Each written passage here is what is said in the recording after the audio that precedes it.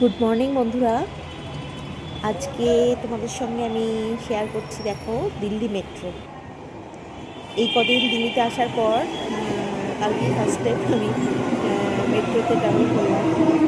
এতদিন আমি র্যাপিডোতেই যাতায়াত করতাম, তো কালকে ভাবলাম না, একটু মেট্রোতে করে যাতায়াত করি।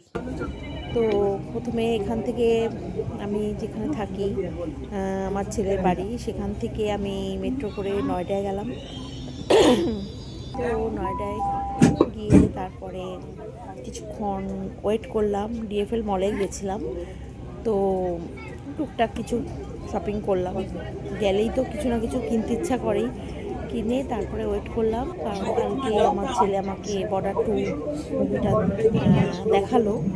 তো সেই জন্য তারপরে ছেলে আসলো অফিস থেকে, এসে তারপরে দুজনে মিলে সেই প্রবলেম, দুজনে মিলে বর্ডার 2 দেখে তারপরে তখন 12:30 তখন আমরা তো যাই হোক, তো আমি বললাম যে না, দিল্লি মেট্রো এইবারে আসার পর দিল্লি মেট্রো ভিডিও একটাও করা হয়নি। তো মেট্রোতে মেট্রো ভিডিও করলাম আর কি। তো এটা যেহেতু দুপুরবেলায়, এই 2-2:30 বাজে এখন, তো একটু ফাঁকাই রয়েছে, মেট্রো চাপটাও কম আর কি, সমস্ত অফিস টাইম তো না, টুকটাক লোক যাচ্ছে আর কি। তো যাই হোক, তো এই আর কি। তো কালকে রাত্রে অত রাত্রে ফিরলাম, তখনও কিছু রোড ভিডিও করেছি, সেটাও আজকে সকালে শর্ট ভিডিওতে দিয়েছি, দেখতেই পাবে। এই আর কি মেট্রো আসছে।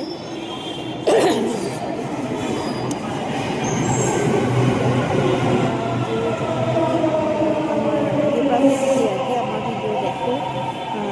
আশা করি সবাই ভালো থেকো, সুস্থ থেকো, এবং খুব আনন্দ সহকারে আমার ভিডিওগুলো দেখো।